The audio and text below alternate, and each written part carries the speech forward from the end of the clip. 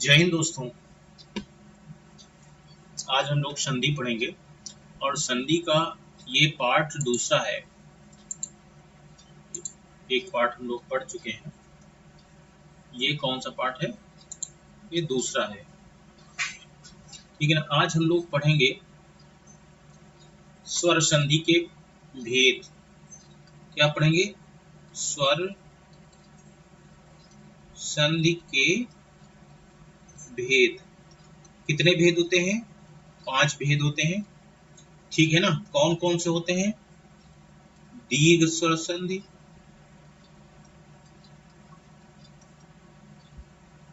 दीर्घ स्वर संधि, ठीक है ना। दूसरा क्या होता है? गुण स्वर संधि, ठीक है ना। तीसरा क्या होता है? तीसरा होता है वृद्धि स्वर संधि, ठीक है ना। चौथा क्या होता है? यण स्वर संधि, और पांचवा होता है हमारा अयादि स्वर संधि, ठीक है ना। ये 5 प्रकार की संधियां होती हैं। ये स्वर संधि के भेद होते हैं। स्वर संधि के कितने? 5 भेद होते हैं। दीर्घ स्वर संधि, गुण स्वर संधि, वृद्धि स्वर संधि, यण स्वर संधि और अयाद स्वर संधि। अब हम लोग प्रत्येक को बारी बारी से पढ़ते हैं। ठीक है ना। पहला क्या है हमारा? पहला था दीर्घ स्वर संधि, दीर्घ स्वर संधि, ठीक है ना। इसको बहुत अच्छे से पढ़ते हैं, दीर्घ स्वर संधि।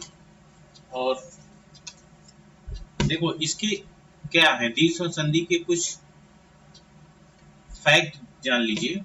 जैसे हास्य स्वर और दीर्घ स्वर, या हास्य स्वर और दीर्घ स्वर, इन दोनों का मेल होता है तो दीर्घ स्वर बनेगा।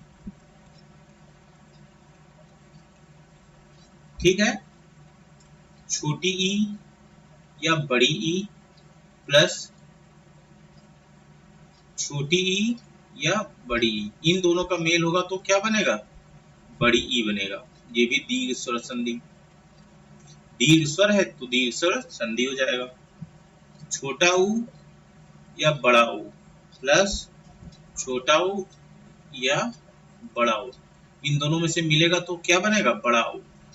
ये भी दीर्घ स्वर संधि। तो अब इसमें कॉमन सी बात क्या है कि हमको दीर्घ स्वर मिलेगा। क्या मिलेगा? दीर्घ स्वर।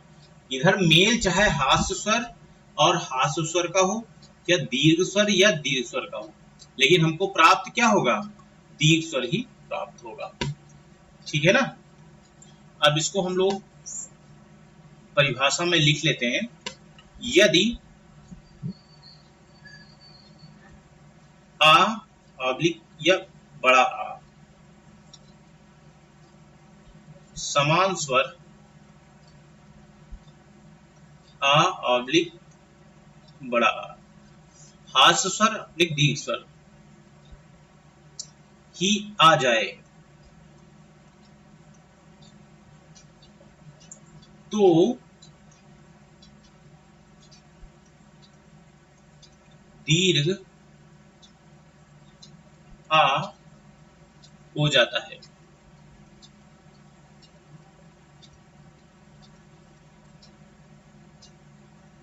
हो जाता है। ये चीज समझ में आ गया? ठीक है ना। अब दूसरा हम लोग क्या देखते हैं? यदि छोटी ई या बड़ी ई के बाद समान स्वर छोटी ई ऑब्लिक बड़ी ई आ जाए तो दीर्घ ई हो जाता है।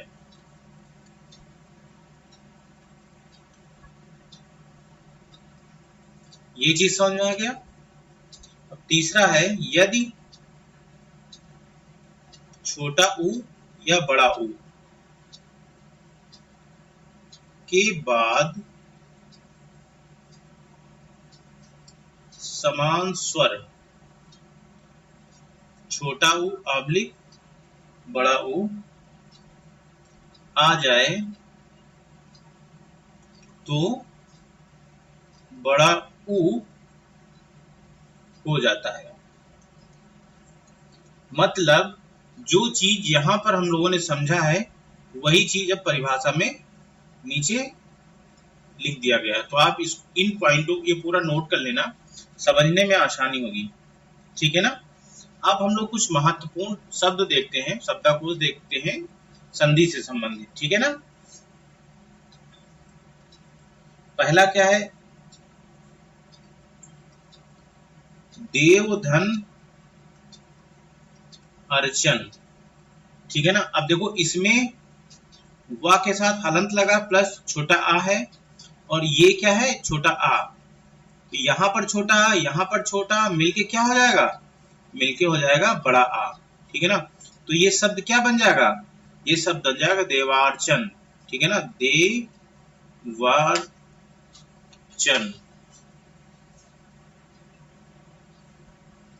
ठीक है ना। अब इसका मतलब क्या होता है, इसका मतलब होता है देवी देवताओं का पूजन या कर्मकांड। इसका क्या मतलब होता है, इसका मतलब होता है देवी देवताओं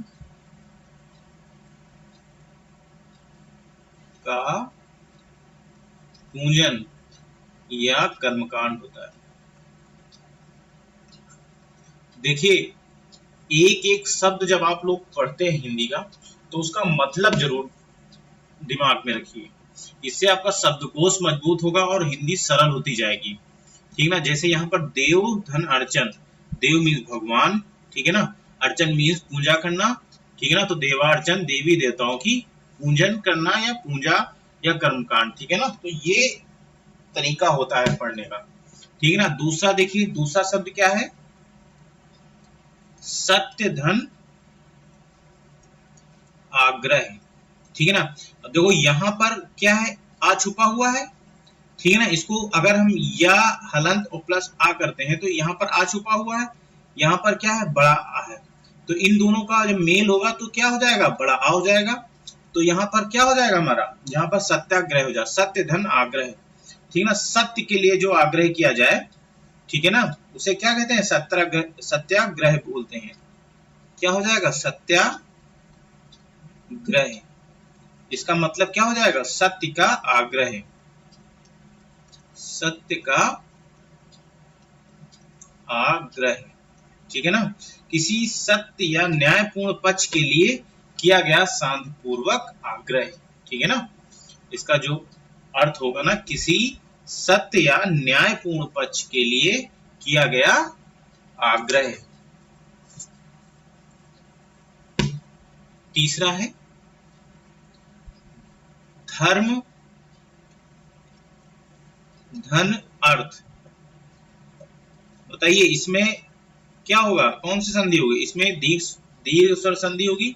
तो इसमें क्या हो जाएगा, छोटा आ यहां से मिल जाएगा आपको प्लस छोटा आ यहां से मिल जाएगा, तो बराबर क्या हो जाएगा, दीर्घ स्वर हो जाएगा बड़ा आ, तो यहाँ पर हो जाएगा दीर्घ स्वर संधि। तो यहाँ पर क्या हो जाएगा, धर्मार्थ, ठीक है ना। धर्म प्लस अर्थ क्या हो जाएगा, धर्मार्थ। धर्म के लिए धर्म और परोपकार की दृष्टि से किया गया दान, ठीक है ना, इसको बोलते हैं धर्मार्थ।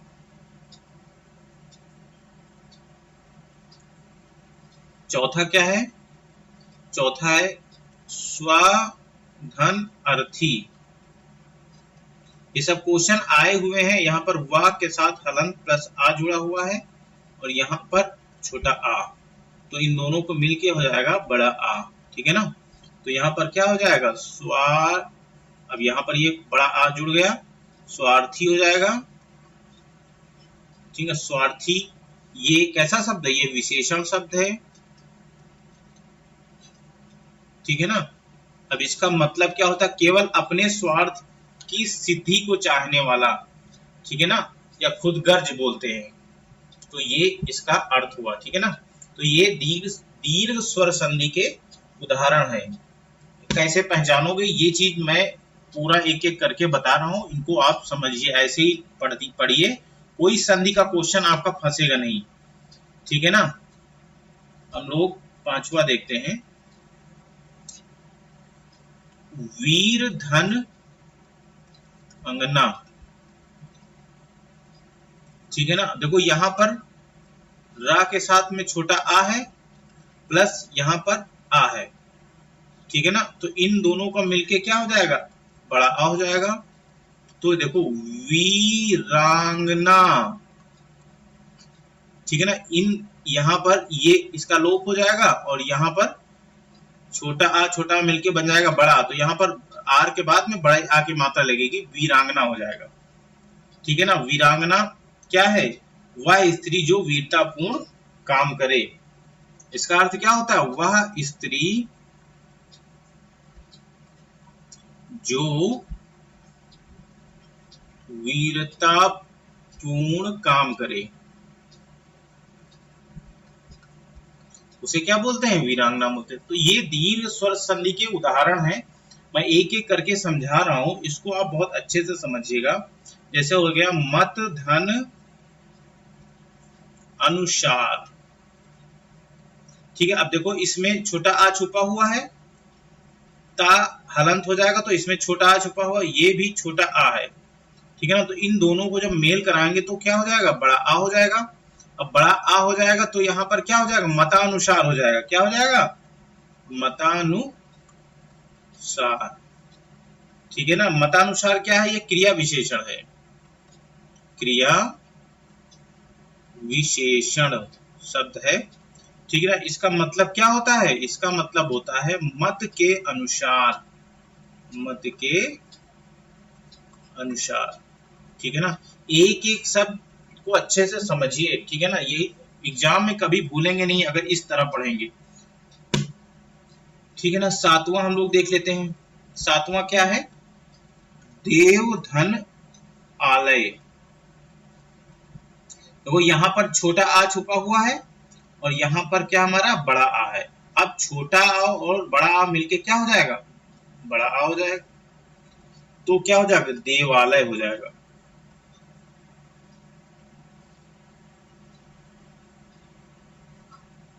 ठीक है। ये देवालय कैसा शब्द है, ये पुल्लिंग शब्द है। देवालय मतलब क्या होता है, स्वर्ग होता है या मंदिर होता है, ठीक है ना। तो ये दीर्घ स्वर संधि के उदाहरण है, इनसे आप लोग अच्छे से समझिए और इनको प्रैक्टिस करिए, यकीन मानिए आपका कोई क्वेश्चन नहीं छूटेगा।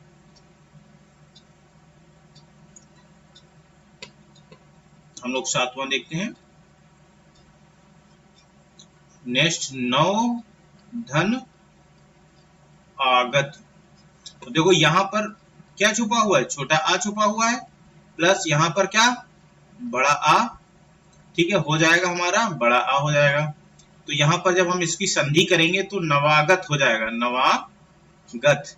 अब नवागत क्या है, नवागत हमारा विशेषण शब्द है,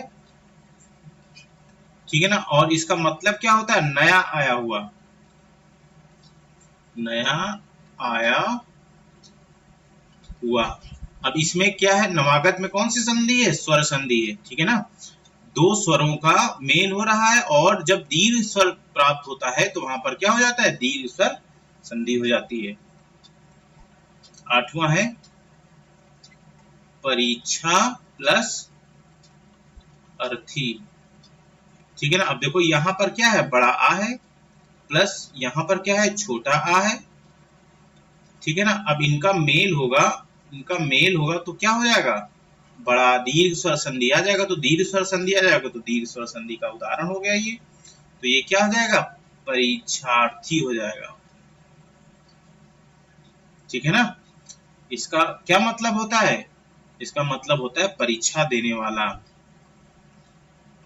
परीक्षा देने वाला, ठीक है ना। इंग्लिश में क्या बोलते हैं इसको, इंग्लिश में बोलते हैं एग्जामिनी, ठीक है ना। ये शब्द कैसा है, शब्द है विशेषण, तो हर एक चीज पे मतलब उसको मतलब हर एक चीज पे आपको कंट्रोल होना चाहिए, पकड़ होनी चाहिए कि परीक्षार्थी शब्द मिल गया तो इसमें सबसे पहले क्या होगा, इसमें सबसे पहले होगा दीर्घ स्वर संधि। ठीक है ना, दीर्घ स्वर संधि होगी नंबर एक। नंबर दूसरा क्या है, ये विशेषण शब्द है। ठीक है ना, इसका मतलब क्या हुआ, परीक्षा देने वाला। मतलब इस तरह आप जब हिंदी को पढ़ेंगे तो यकीन मानो आपकी हिंदी बहुत अच्छी हो जाएगी।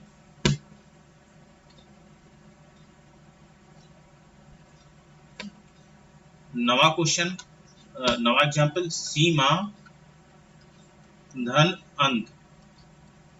ठीक है, देखो यहाँ पर क्या है, बड़ा आ है प्लस यहाँ पर क्या है, छोटा आ है। ठीक है ना, अब इनका जब मेल होगा तो दीर्घ स्वर हमको मिला बड़ा आ, तो जब दीर्घ स्वर मिला तो यहाँ पर दीर्घ स्वर संधि होगी, तो यहाँ पर क्या हो जाएगा, सीमांत। ठीक है, अब सीमांत क्या है, सीमांत वह स्थान जहां पर सीमा का अंत होता है, अर्थात सरहद। ठीक है ना, 10वां देखिए, दिशा धन अंतर। अब देखो यहां पर क्या है, बड़ा आ है प्लस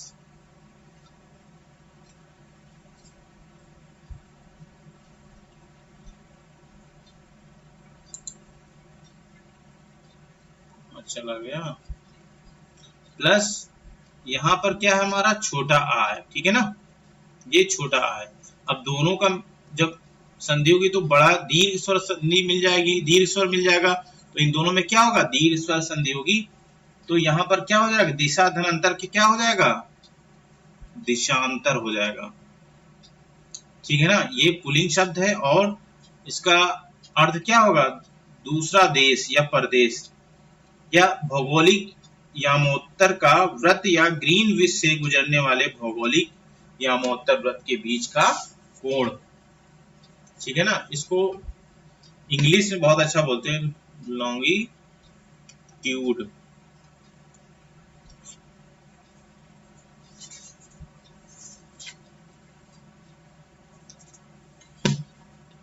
नेक्स्ट हम लोग देखते हैं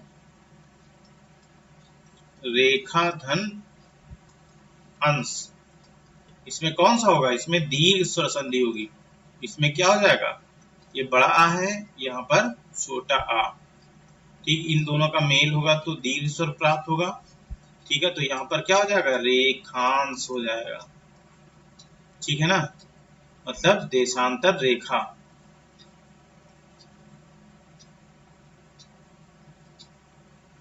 नेक्स्ट, महाधन आत्मा। देखो यहाँ पर भी हमको बड़ा आ मिल गया और यहाँ पर भी हमको बड़ा आ मिल गया। ठीक है ना, तो इन दोनों का जब मेल होगा तो हमको दीर्घ स्वर मिलेगा। तो यहाँ पर क्या हो जाएगा, दीर्घ स्वर संधि हो जाएगी, तो ये हो जाएगा महात्मा। महात्मा मीन्स क्या होता है, पवित्र आत्मा। ठीक है ना, या उच्च विचारों वाला। 13वां देखिए, वार्ता धन आलाप। ठीक है ना, देखो यहाँ पर बड़ा आ है, तो यहाँ पर क्या है, छोटा आ। इन दोनों का जब मिलन होगा तो बड़ा आ बन जाएगा। ठीक है ना, तो यहाँ पर क्या हो जाएगा, वार्तालाप। ठीक है ना, वार्तालाप मीन्स क्या होता है, कथोपकथन। इसका जो शुद्ध हिंदी है अर्थ है कथोपकथन। ठीक है ना, और जो अक्सर हम लोग इंग्लिश में बोलते हैं डायलॉग।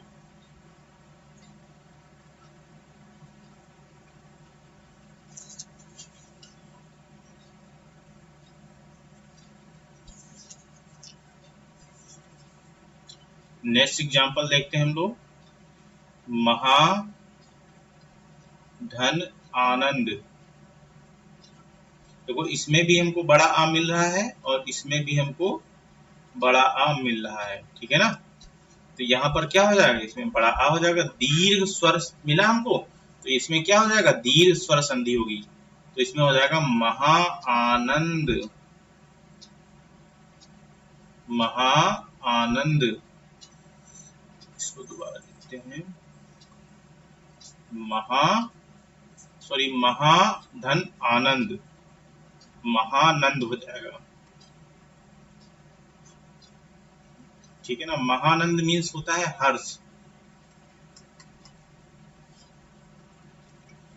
15 पर धन अधीन, इसमें क्या है, इसमें रा अगर हलंत लगा देंगे तो हमको छोटा आ मिल जाएगा यहाँ से, तो ये हमारा छोटा आ है। तो इन दोनों को जब मिलाएंगे तो दीर्घ स्वर हमको मिल जाएगा। दीर्घ स्वर कौन सा मिलेगा, बड़ा आ मिल जाएगा। ठीक है ना। तो यहाँ पर क्या हो जाएगा, पराधीन हो जाएगा, फिर पराधीन। ठीक है ना। पराधीन क्या होता है, जो दूसरों के वश में हो, डिपेंडेंट, डिपेंडेंट।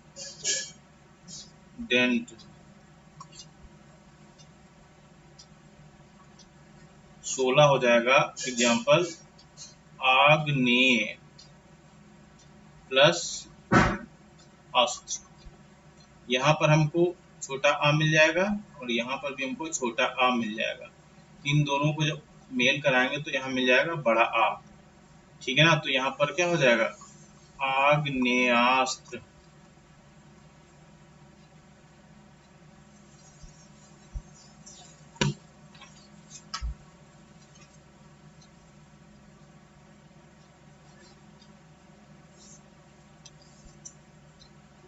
हम लोग नेक्स्ट देखते हैं 17 नंबर। यहाँ पर हो जाएगा राम धन आयन। तो यहाँ पर क्या हो जाएगा, यहाँ पर छोटा आ और यहाँ पर छोटा आ, इन दोनों का मिलन होगा तो क्या हो जाएगा, बड़ा आ हो जाएगा। ठीक है ना। तो यहाँ पर क्या हो जाएगा, रामायण।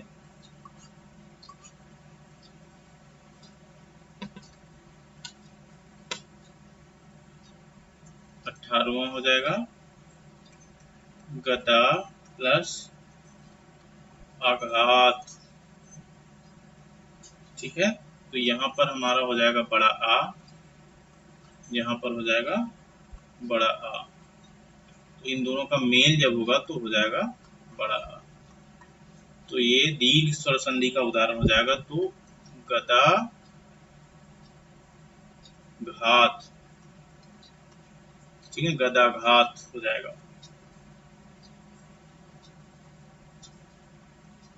19वां देखते हैं, आत्मा धन आनंद। यहाँ पर भी हमको बड़ा आ मिल रहा है और यहाँ पर भी हमको बड़ा आ मिल रहा है। तो जब दोनों का मेल होगा तो क्या हो जाएगा, बड़ा आ हो जाएगा। तो यहाँ पर क्या हो जाएगा, आत्मानंद, आत्मानंद। ठीक है ना, आत्मा को मिलने वाला आनंद।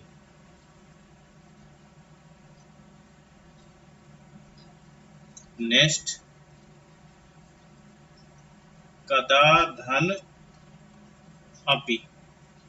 कदा धन अपि, देखो यहाँ पर हमको बड़ा आ मिल गया, यहाँ पर छोटा आ मिल गया, तो इन दोनों को मिलाएंगे तो हमको बड़ा आ मिल जाएगा।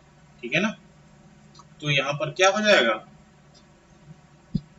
कदा, देखो यहाँ पर बड़ा आ यूज हो गया। ठीक है ना। पी, यहाँ पर ये बड़ा आ की मात्रा लगी है ना, ये बड़ा आ यूज हुआ है, कदापि। ठीक है ना। ये अव्यय शब्द है, कभी या हरगिज, एवर। ठीक है ना। 21, उत्तम धन अंग। देखो यहाँ पर क्या है, छोटा आ है, यहाँ पर भी छोटा आ है, इन दोनों को मिलाएंगे तो क्या हो जाएगा, बड़ा आ हो जाएगा। ठीक है ना। तो यहाँ पर जब बड़ा आ है तो दीर्घ स्वर संधि होगी। ठीक है ना। तो यहाँ पर क्या हो जाएगा, यहाँ पर हो जाएगा उत्तमांग।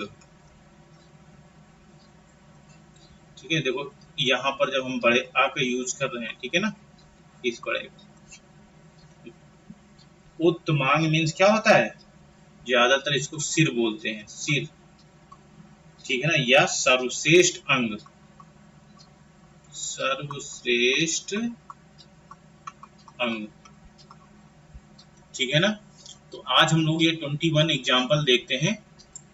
ठीक है ना, फिर मिलते हैं नेक्स्ट क्लास में।